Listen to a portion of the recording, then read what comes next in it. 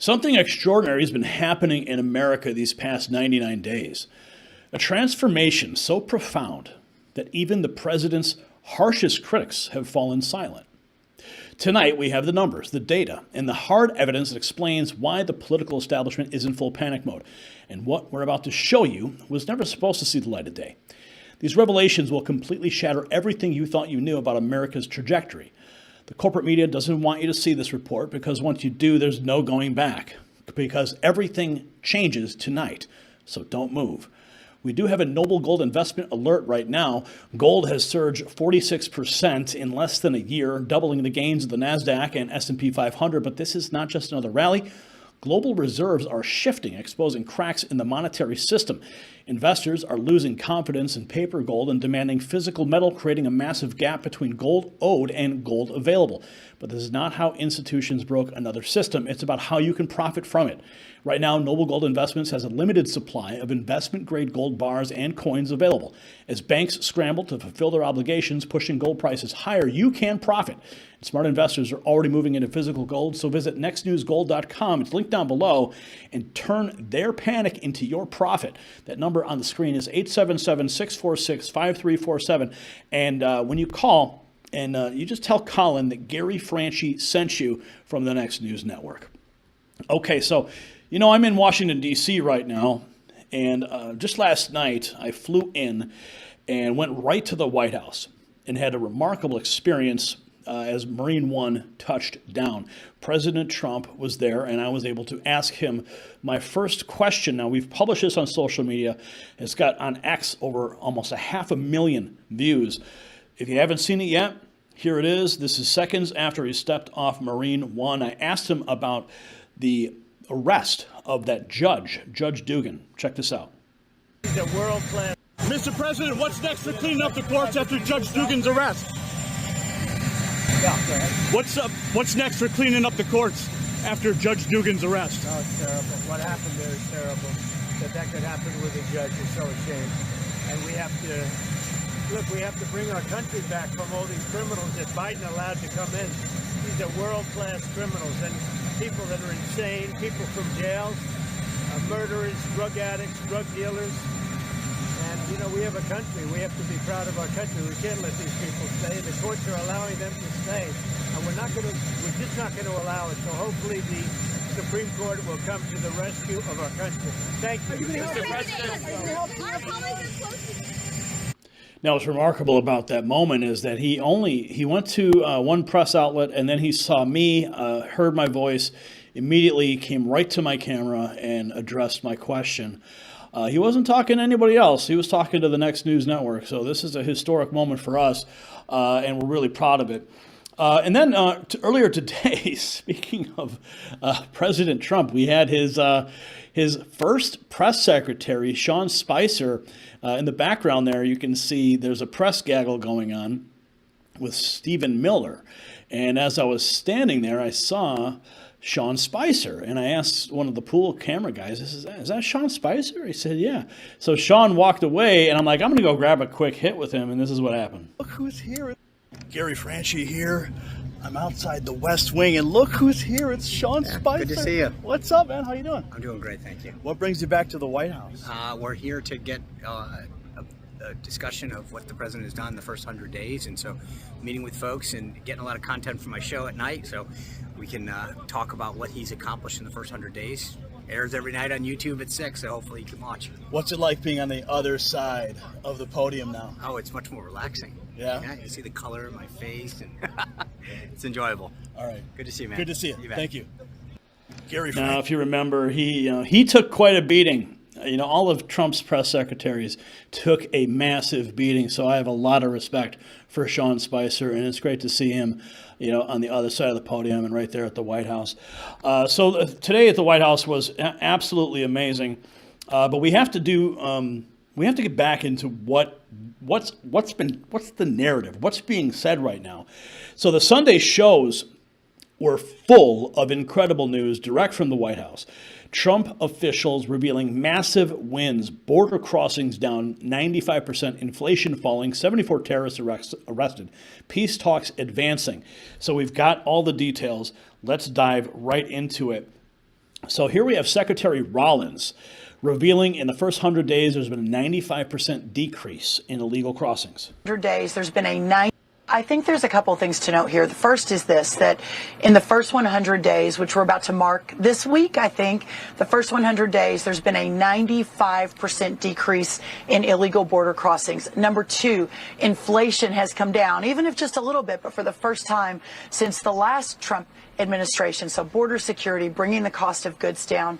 Number three, law and order and arresting terrorists. 74 terrorists have been arrested in my world, in agriculture and making America healthy again. We've had a lot of accomplishments, energy, et cetera. Yeah. That while we're talking about the economy, Dana, to your question, we are in that time of uncertainty, but the prices and costs for the average American consumer are on their way down, while at the same time, so we've got $7 trillion that has been basically promised to reshore back into America for jobs, for Americans, et cetera, as we're realigning the government. So again, I believe that that poll is just one snapshot, perhaps of one day, that may not even be entirely accurate, but we, again, are convicted and resolute on this plan. We move forward. We've got 100 countries that have, approached us for retrading and trade renegotiations. And what that means for the American people is real certainty and real prosperity moving forward. I think there's... And that's what we're doing. We're moving forward. This is day 99. And Marco Rubio, Secretary of State, clarifying that 3 U.S. citizens were not deported. Their mothers who were illegally here were. And that was a big point of contention in the press room today that was clarified. Let's go to Marco Rubio. Their father on the headline. That's a misleading headline. Okay, 3 U.S. citizens, ages 4, 7, and 2, were not deported. Their mothers, who are legally in this country, were deported. The children went with their mothers. If those children are U.S. citizens, they can come back into the United States if there's their father or someone here who wants to assume them. But ultimately, who was deported was their mothers who were here illegally. The children just went with their mothers. But it wasn't like, you guys make it sound like ICE agents kicked down the door and grabbed the 2-year-old and threw him on an airplane. That's misleading. Yeah. That's just not true.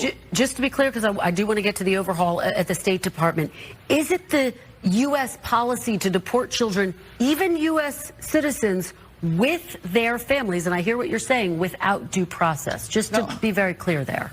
Well, no. Again, if someone's in this country unlawfully, illegally, that person gets deported. If that person is with a 2-year-old child or has a 2-year-old child and says, I want to take my child with me, well, then you have 2 choices. You can say, yes, of course you can take your child, whether they're a citizen or not, because it's your child. Or you can say, yes, you can go, but your child must stay behind. And then your headlines would read, U.S. holding hostage 2-year-old, 4-year-old, 7-year-old while mother deported. So the parents make that choice. I imagine those 3 U.S. citizen children have fathers here in the United States. Yeah. They can stay with their father. That's up to their family to decide where the children go. Children go with their parents. Parents decide where their children go. Right. The U.S. deported their mothers who were illegally in America. And Stephen Miller actually addressed that in a press gaggle earlier today as well. In a confrontation with a reporter. It was absolutely epic. We have it up on our X account. It's a completely exclusive video that we captured of Stephen Miller. It's about, I think it was like 13 or 14-minute press gaggle. You need to see it. Absolutely epic. But then we have this from Secretary Bessent about a story 10 days ago that said this is the worst April for the stock market. Let's listen in to his clarification. When I look at some of the things that are being published, there was a story 10 days ago that said this is the worst April for the stock market since the Great Depression. 10 days later, the NASDAQ is now up in the month of April, and I haven't seen a story that says, oh, stock market has biggest bounce back ever. So it certainly has gone back and forth. I think a lot of this is media driven. When I look at yes, of course it's media driven. They create the negative narratives. Here we have more from Marco Rubio on Ukraine on Meet the Press. Peace deals aren't built on trust. Listen. Well, I don't think peace deals are built on trust. I think peace deals have to be built on verification, have to be built on facts, have to be built on action, have to be built on realities. So this is not an issue of, of trust. It's an issue of building in these sorts of things, verification, security guarantees, things that have been discussed in the past. All these things are being talked about here. All of these things. Yeah. But right now, it's not the time. If we're trying to bring two sides together, the last thing you want to do is give some side, one of the two sides, an excuse to walk away from this effort.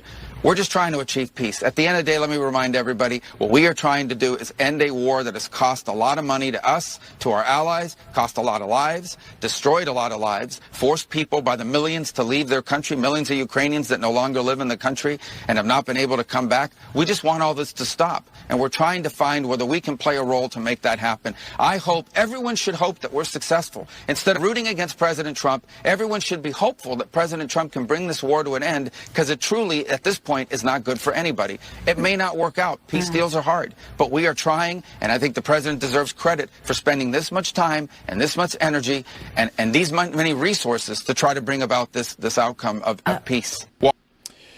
Let's keep going, because we have Mike Waltz discussing the Vatican meeting, an iconic meeting that will go down in the history books. In the history books. And I believe he's talking about when Trump and Zelensky met on the sidelines. That setting, that scene, that meeting is going to go down in the history books.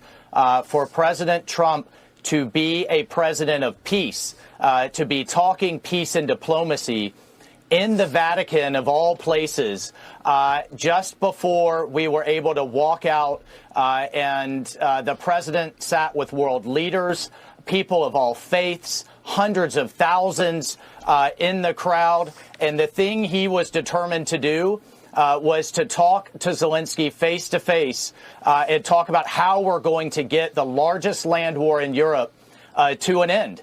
Both sides have to want that. He's expressed his frustration with both sides, but yet his determination. And if you go back to, we're 100 days in, Maria, just 100 days ago, Biden and his team had no end in sight. This was an endless war. This was a meat grinder of men and material and national treasure that really he had never defined victory. And President Trump is determined to use diplomacy to bring this war to an end, to talk to both sides. And just in 100 days, we've had multiple rounds led by Secretary of State Rubio, by Ambassador Steve Witkoff in Saudi Arabia, and now in the Vatican. And it was just truly special to stand there with other world leaders looking on as the President Trump led the way. How iconic. And that's what he does. He leads. Here we have more from Secretary Bessent unveiling Trump's vision about the president looking forward to more jobs. High performance to the jobs of the future. Looking forward to the jobs of the future, not the jobs of the past. The goal is to bring back high-performance manufacturing jobs, or create high-performance manufacturing jobs. Right now, how long does that take? I mean, that is such a concern. How long does it take to bring that to the U.S.? Well, is there a plan? Of course, but it's a process. Right now, the U.S. has a barbell economy. We have a very advanced financial system. We have a the exploration and development that is the envy in the world. On the other side, we are a natural resource economy led by energy, which the previous administration tried to stifle. And in between is where working class Americans have lost out. And we want to bring back these manufacturing jobs, or create these manufacturing jobs of the future. And we are meeting with companies that want to do this every day. The president is looking. Here he is on the economic fundamentals, setting the fundamentals for a strong dollar and a strong economy. Investors seem to be, if the goal is to get countries to stand with us against China, does it worry you at all that investors seem to be losing confidence in the U.S.? Well, again, you're saying losing confidence, and I don't think that this is necessarily losing confidence. And anything, I've been in the markets for 35, 40 years, anything that happens over a 2-week, 1-month window can be either statistical noise or market noise. And we're in this for the long term. And the important thing is that we are setting the fundamentals for a strong dollar, a strong economy, strong stock market, and for investors to know that the U.S. government bond market is the safest and soundest in the world. Bottom line, what he's saying is that they're laying a foundation. Like all this fluctuation you're seeing now is just a skittish market. They're trying to adjust to the tariffs and the new manufacturing base that's coming in. People don't have the vision yet.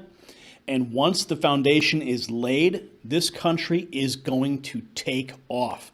Remember, we're only day 99 right now of this administration. Okay, we have years ahead of us as this foundation begins to settle, and then we are off to the races. So, as you heard him say, it's noise. It's noise, and a lot of that noise is driven by false narratives from the media, trying to scare people, scare grandma, all these things. Don't believe it. We're going to be just fine. Okay. Here we have more from Secretary of State Marco Rubio emphasizing Trump's unique position. I think we're still hoping. Given the frustrations that he is voicing, Mr. Secretary, why hasn't he imposed sanctions yet?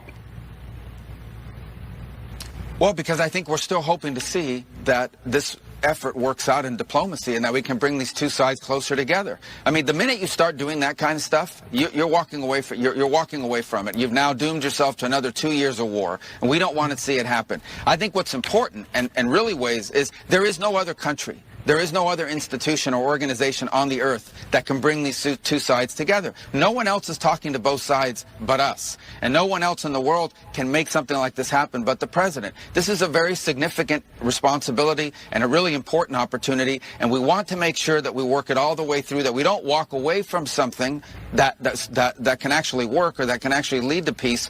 But we also don't want to continue to spend time on something that's not going to get us there. So throughout this process, it's about determining, do both sides really want peace, and how close are they or how far apart they are after 90 days of effort here, over 90 days of effort. That's what we're trying to determine this week. There are reasons to be optimistic, and there are also reasons to be concerned. It's complicated. If this was an easy war to end, it would have been ended by someone else a long time ago. But right now, the only one who can bring these two sides together to end this war is our president, President Trump. And we're doing everything we can to see if we can get that done here over the next few days. And that's what we're all hoping for. Here we have more from Secretary Rollins on global trade. We're opening up and expanding markets worldwide. Okay, this is more about that foundation that we were just talking about. We are opening up and expanding markets across the world. I'll be in the UK. I'll be in Vietnam. I will be in Japan. I will be in Brazil. I will be in Peru. This is all in just the coming months. That in the last administration, we went from a $0 trade deficit when President Trump left for agriculture to an almost $50 billion trade deficit after the Biden administration on agriculture. There just wasn't much effort around the world to open these markets up. J.D. Vance was just in India. We see them as a massive trading partner moving forward. So if we can come to the right resolution there will be and the right deals. terms. So you see there will be deals with other countries, perhaps to make up for whatever the problems are with regard to China? It is going to be a new era of market expansion around the world, and our team is so committed to that. So I think we fix a lot of what's wrong with the China and the Brazil, et cetera, but we also open up new markets. I mean, countries are knocking on our door right now. They want our goods. Our agriculture products are the best in the world. They're the most productive. We feed not only our country, we feed the world. They're 100% safe. And so that's what a lot of these countries are asking for, and that's what our incredible team in Washington is moving toward. The foundation is being laid. Here's more from Mike Waltz confirming some major developments in that rare earth deal in Ukraine. Hard over the week. Is the Ukraine rare earth minerals deal going to get done? Oh, the Ukraine deal is going to get done. The negotiators were working hard over the weekend. Okay. That is first and foremost on both Secretary Bessent and the president's mind. It's going to get done, Maria. President's determined to make it so. Is the Ukraine... And now we have Tom Homan on border security, talking about now we have the most secure border in history. Accomplish that in 7. Look, I think we've been very successful, and we got the most secure border in the history of this nation, and President Trump was able to accomplish that in 7 weeks. That's something that Joe Biden didn't and wouldn't do in 4 years. But yeah, the more money we have, the more we can do. The border is the most secure it's ever been in the history of this nation, but we need more funding for interior operations, ICE operations, to arrest those public safety threats, national security threats, and others from the United States. Again, the numbers are about 3 times higher than they were during the Biden administration as far as ICE arresting the interior. But with more money, we can do more. Look, I think we've been very... Rubio signaling some important developments about this week and how it's going to be very critical for peace talks. A determination about week. This week is... I think this is going to be a very critical week. This week is going to be a really important week in which we have to make a determination about whether this is an endeavor that we want to continue to be involved in, or if it's time to sort of focus on some other issues that are equally, if not more important in some cases. But we want to see it happen. There are reasons to be optimistic, but there are reasons to be realistic, of course, as well. We're close, but we're not close enough. I think this is... And let's talk about President Trump's negotiation strategy. Secretary Bessent says nobody's better at creating leverage than Trump, and that's exactly what he's doing. You're not going to tell the person on the other side of the negotiation where you're going to end up, and nobody's better at creating this leverage than President Trump. He's shown the high tariffs, and here's the stick.